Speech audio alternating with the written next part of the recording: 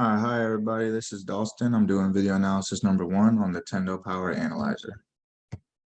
So here's our prompt. We have Jason, who's an NCAA Division I freshman basketball player at the University of North Carolina with tremendous athletic abilities. Although his athleticism is his strength on the court, his strength and conditioning coaches found numerous movement deficiencies with no previous exposure to resistance or performance training. Jason moves effectively at high velocities but struggles to produce force and create power. So we have 3 areas of concern here. We have numerous movement deficiencies. We have no previous exposure to resistance training, and he struggles to produce force and create power. So movement deficiencies, we know this is an area of concern because movement deficiencies are correlated with a high risk of injury.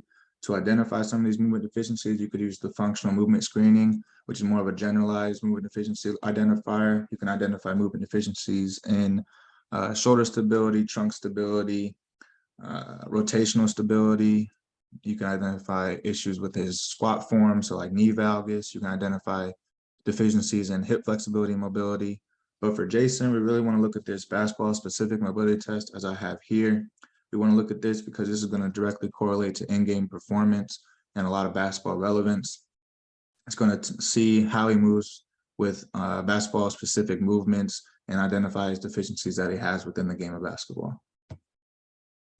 Exposure to resistance training and performance training. We really want to get him introduced to resistance training. We need to first initially get his technique down in the movements, and we really want to get him working with strength endurance and basic strength before power. We want to get him with strength endurance so he's used to lifting external loads while he's fatigued. We want to get the basic strength so he's used to that heavy external load on his body before power, because once we get into that power phase and he's used to lifting at a fatigable velocity or lifting with heavier loads, he could really generate a lot of force in the movement, and he's adapted to lifting with that heavier load. So it's not an area of concern to where he could get injured in the power phase because he's already acclimated from the basic strength and the strength and endurance phase. The force velocity curve. So Jason is up here where he is operating well and moving well at high velocities, but we need to shift this to the right, and we need to get him adapted to lower velocities and generating a lot of force. And once we get that force development, we can move down to this graph and we can identify his optimal load where his velocity and force are out of balance and he's generating a lot of peak power, a lot of optimal power. And then I have a question for the class, which is, what are some reasons for Jason not being able to produce force and create power?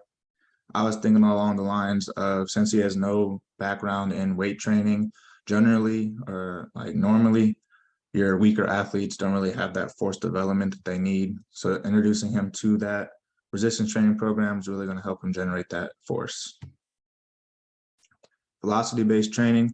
So using the Tendo Power Analyzer, we can identify peak velocity and mean velocity throughout a lift. For his mean velocity, we want Jason working in the strength speed zone, about 0.75 to 1 meter per second. We want him working in the strength speed zone because we know he operates at high velocities well, so we don't need him doing speed strength. We need strength speed because strength speed is going to be moving that heavier moderate to heavy load at a fast rate. So that's what we really want him doing to generate that force. Exercise selection. So bilateral training, I chose bilateral training because it generates that absolute force and velocity.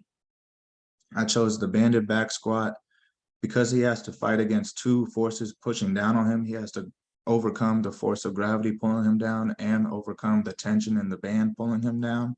So he has to generate a lot of force to overcome those 2 forces. As we see here, some cues here, we want to have our knees in line with our shoulders or slightly outside of the line of our shoulders. So we get that good stable base. We want to drive through the midfoot. We don't want to be leaning on our toes or falling back on our heels. We want to keep our chest up so we keep our back from collapsing down. And we really want to focus on driving up through those 2 forces that are pulling us down. And then I chose the trap bar deadlift because it really focuses on raw power. And it really focuses on that vertical drive up. And some cues here, we want to keep the knee extension and hip extension rate. We want to keep that rate about equal so it keeps our back from collapsing down or arching it backwards to really avoid that low back pain.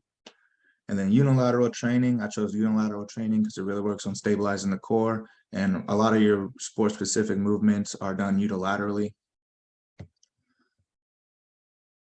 So with the barbell split squat, some cues we need. We really want to focus on going straight vertically up on the movement. We want to keep a good neutral spine. We don't be leaning forward or leaning back. We really want to drive through that midfoot with this too. And then for each of these movements, we want to be working in that target velocity of 0.75 to 1 meter per second.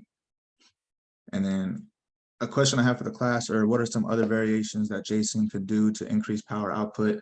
I was thinking along the lines of an eccentric squat, really increasing that time under tension, or a pause squat, really working on generating enough force to get out of that sticking phase at the bottom of the movement.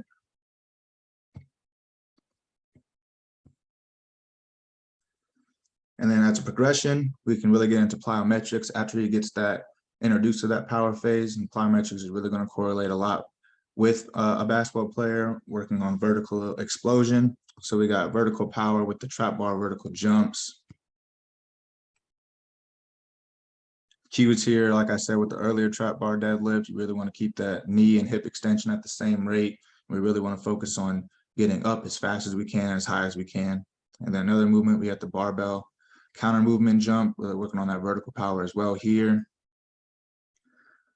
So we want to focus on getting up as high as we can, as fast as we can, and keeping those knees from caving in, so no knee valgus.